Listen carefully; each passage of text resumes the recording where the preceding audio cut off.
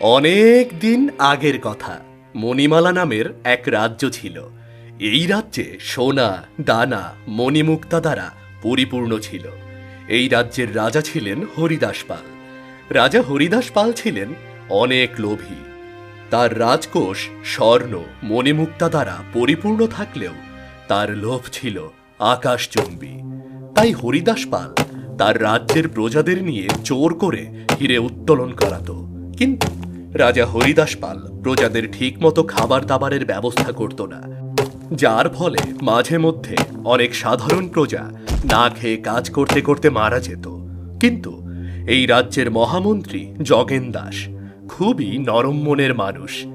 সে প্রজাদের এমন কষ্ট সইতে পারত না, তাই সে বারবার রাজার কাছে প্রজাদের কষ্টের কথা তুলে ধরত। বলো মহামন্ত্রী, কি খবর নিয়ে এসেছো?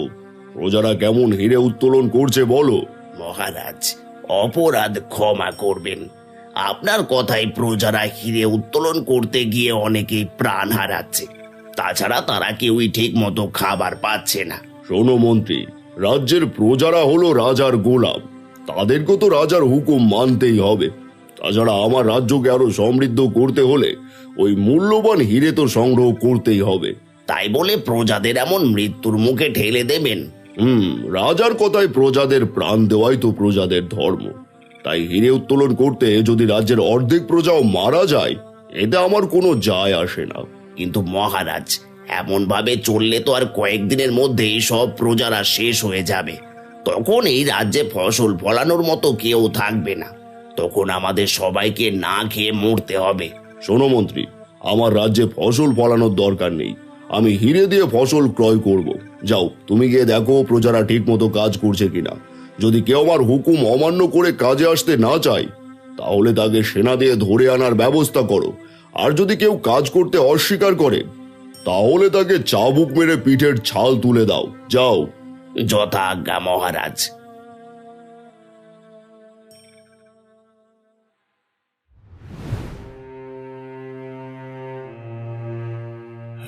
কি মন্ত্রী মশাই, আপনি আমার বাড়িতে? হ্যাঁ, আমি মহারাজের হুকুমে এসেছি। কিন্তু তুমি কাজে যাওনি কেন? কি করে কাজে যাব? আজ 2 দিন হলো না খেয়ে আছি। বুড়িকেও কিছু খেতে দিতে পারিনি। তাছাড়া এই বৃদ্ধ বয়সে কি করে না খেয়ে কাজ করব? ছেলেটা তো না খেয়ে কাজে গেছে। কি করবে বলো? না গিয়ে কি কোনো উপায় আছে? মহারাজের হুকুম, যদি কেউ কাজে না যায় তাহলে তাকে সেনাদের দিয়ে জোর করে ধরে নিয়ে গিয়ে মারধর করতে হবে। না না মন্ত্রী মশাই, আপনি আমার স্বামীকে মারবেন না দয়া করে। না, আমি তোমার স্বামীকে মারতে চাই না। আমি তো রাজার হুকুমের গোলাম। আমি এসেছি বলেই সে এখনো আমার সামনে দাঁড়িয়ে আছে। নয়তো সেনারা জোর করে এতক্ষণে তুলে নিয়ে যেত। ওগো, মন্ত্রী মশাই ঠিকই বলেছেন। মন্ত্রী মশাই কখনো আমাদের খারাপ চাননি। যাও, তুমি কাজে যাও গো, নয়তো সত্যি সত্যি রাজার নির্দয় সেনারা এসে তোমাকে মারতে মারতে নিয়ে যাবে গো। তুমি যাও। ঠিক আছে মন্ত্রী মশাই, চলুন।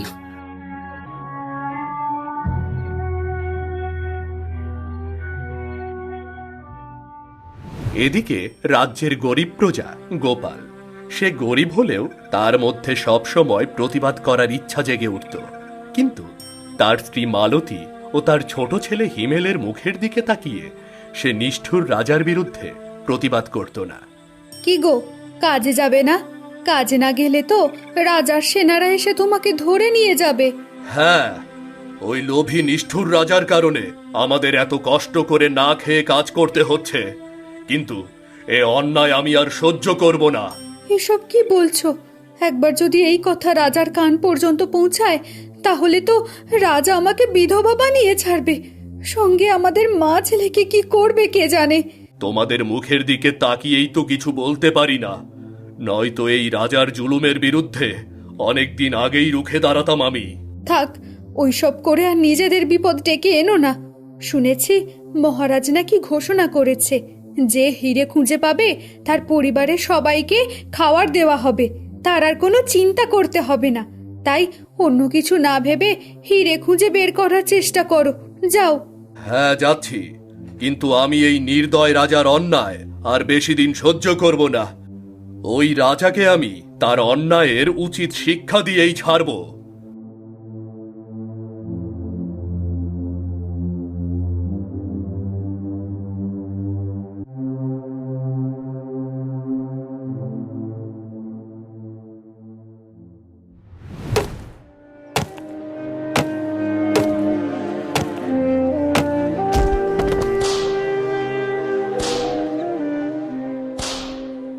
না, আমার ছেলেটাকে মেরো না, মেরো না, মেরো না আমার ছেলেটাকে।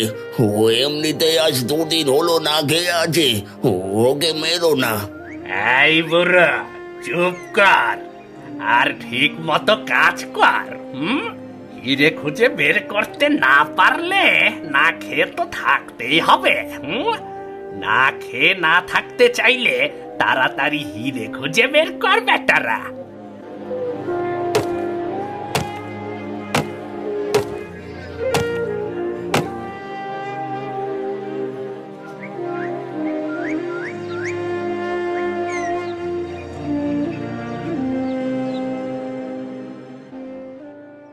এই নিষ্ঠুর রাজার জন্য কি আমরা সারা জীবন এমন অত্যাচার সইব? আপনারা সারা জীবন মুখ বুঝে থাকলে সারা জীবন আপনাদের এমন অত্যাচার সইতেই হবে। মুখ বুঝে না শুয়েই বা কি করব? কেউ যদি রাজার বিরুদ্ধে কথা বলে তাহলে কি তার ঘাড়ে মাথা থাকবে? তার চেয়ে নিজেদের কথা না ভেবে পরিবারের কথা ভেবে চুপ থাকাই ভালো। চুপ করো। এমন ভিতুর মতো থাকলে আস্তে আস্তে সবাইকে মরতে হবে। আমরা কেউই বাঁচতে পারবো না। ভীতু না থেকেই বা উপায় কি? আমরা তো আর রাজার সাথে যুদ্ধ করতে পারবো না। হ্যাঁ, যুদ্ধ করতে পারবো না, কিন্তু বুদ্ধি খাটালে আমরা নিশ্চয়ই ওই নিষ্ঠুর রাজাকে শায়েস্তা করতে পারবো। শুধু সময়ের অপেক্ষা করতে থাকো, সময় হলে তখন দেখবে। এভাবে কিছুদিন কেটে যায়। এদিকে রাজ্যের সব প্রজারা হিরে উত্তোলনের কাজ করায় ফসল ফলানোর মতো কেউ থাকে না, যার ফলে রাজ্যে খাবারের ঘাটতি দেখা দেয়। তখন মন্ত্রী রাজদরবারে গিয়ে হাজির হয়। মহারাজ, সব প্রজারা হিরে উত্তোলন করার জন্য চাষাবাদ বন্ধ রেখেছে, যার ফলে এখন তো রাজ্যে খাদ্যের ঘাটতি দেখা দিয়েছে। এখন প্রজারা কি খেয়ে বাঁচবে? শোনো মন্ত্রী, প্রজারা এতদিন হলো কাজ করছে কিন্তু আমাকে ঠিক মতো হিরে খুঁজে দিতে পারছে না। তাই তাদের আজ থেকে 3 দিনে একবেলা খেতে হবে। আর সবাইকে বলবে যে হিরে খুঁজে দিতে পারবে একমাত্র তার পরিবার 3 বেলা খেতে পারবে।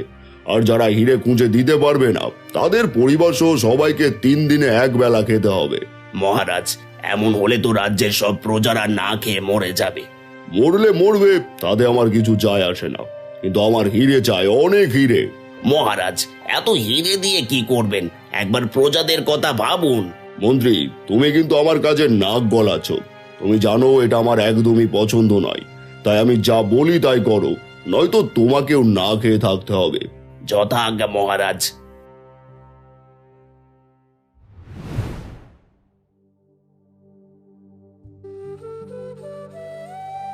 ওগো, আজ 2 দিন হলো ছেলেটা না খেয়ে আছে। ছেলেটাকে কি এভাবে না খাইয়েই রাখবে? কি করব বলো? রাজার হুকুমে কাজ করছি। রাজা খেতে না দিলে কোথায় পাবো? এর আগে দিনে একবার খেতে দিত, আজ 2 দিন হয়ে গেল কোনো খাবার নেই। তোমাকে কাজে যেতে হবে না। এসব কি বলছো? কাজে না গেলে তো সবার কপালে দুঃখ নেমে আসবে। তবে তুমি চিন্তা করো না, শুধু একটা সুযোগের অপেক্ষায় আছি। তারপর আর কাউকে কষ্ট করতে হবে না। কি করবে জানি না।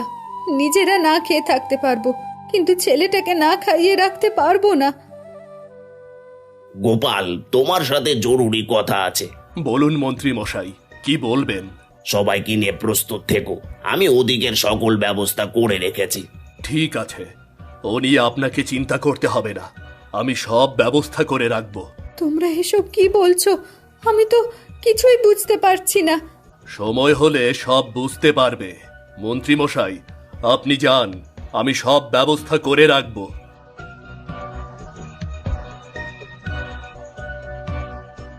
তুমি থাকো আর ছেলেটাকে ভুলিয়ে ভালিয়ে রেখো। আমি চললাম।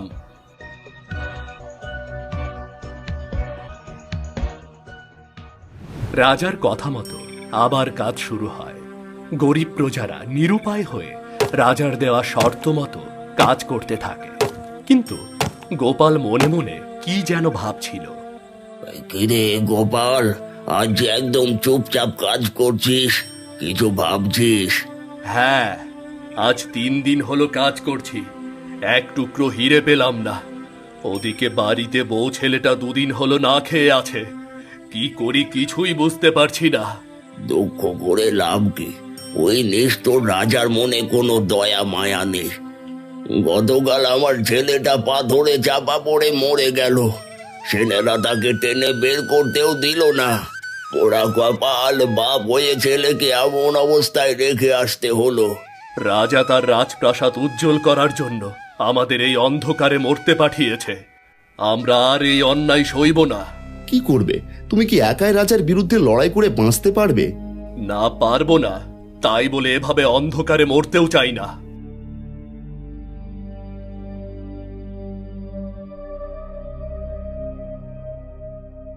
শোনো সবাই, মহারাজ নিজে হিরে উত্তোলনের কাজ দেখতে আসবে। খবরদার, কেউ মহারাজের সঙ্গে বেয়াদবি করবে না। কেউ যদি মহারাজের সঙ্গে বেয়াদবি করো, তাহলে তাকে তুলে নিয়ে গিয়ে কঠিন শাস্তি দেয়া হবে। সবাই যে যার মতো কাজ করো, যাও।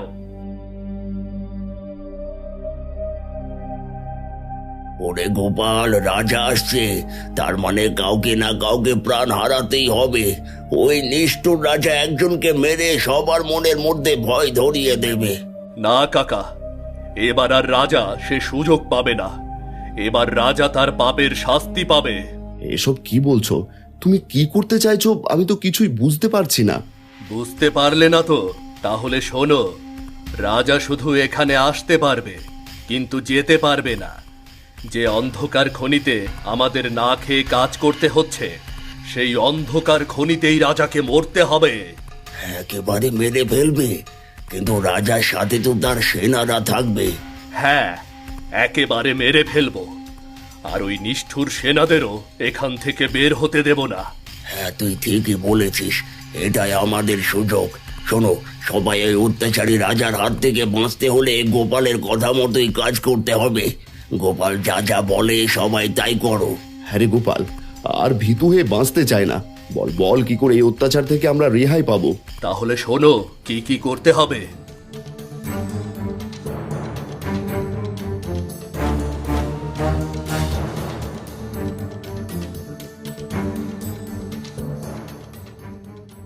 এরপর সবাই গোপালের কথা মতো খনির মধ্যে নানান জায়গায় আঘাত করে ফাটল ধরাতে শুরু করে।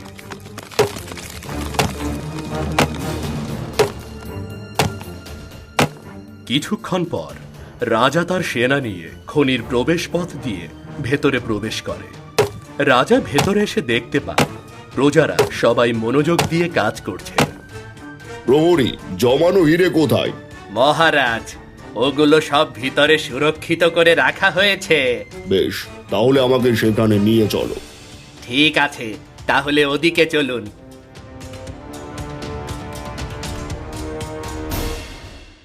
এবার তাড়াতাড়ি সবাই এখান থেকে চলো।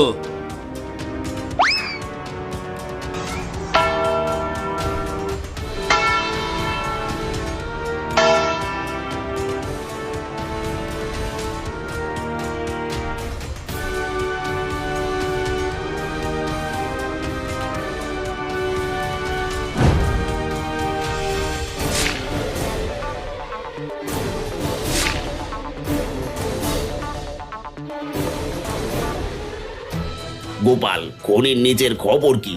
সব আপনার কথা মতো হয়েছে। এবার শুধু বদলা নেবার পালা। তাহলে আর দেরি করছো কেন? কাজ শুরু করে দাও। সে কি রে, মন্ত্রীমশাই আমাদের দলে? হ্যাঁ, সব পরে বলবো, আগে কাজ শেষ করো।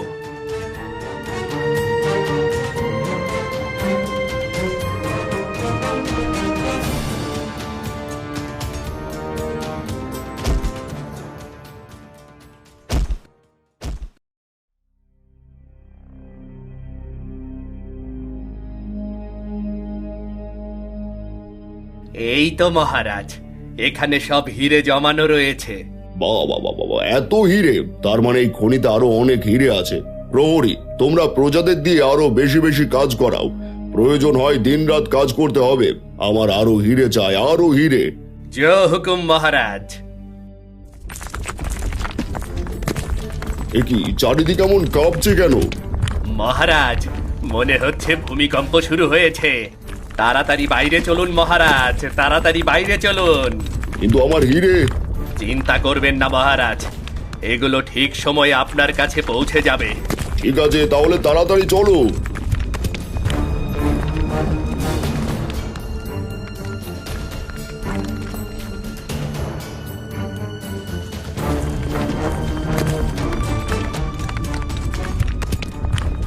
প্রহরী, এখান থেকে বের হওয়ার রাস্তা কোথায়?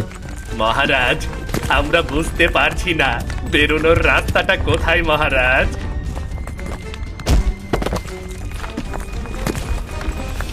না না না না, এ কি হচ্ছে? না, কে কোথায় আছো? আমাকে বের করো, বের করো। না না না না না!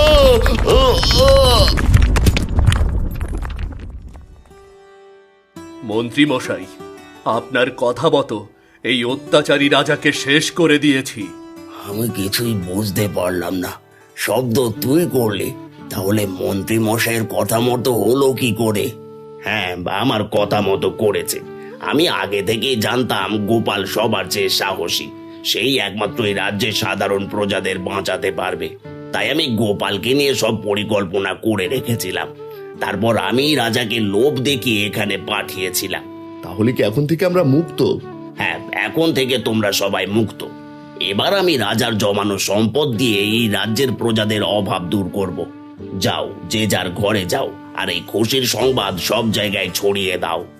মন্ত্রী আর গোপালের বুদ্ধিতে রাজ্যের প্রজারা নিষ্ঠুর রাজার হাত থেকে মুক্ত হয়। এরপর থেকে রাজ্যের সব প্রজারা সুখে শান্তিতে বসবাস করতে থাকে।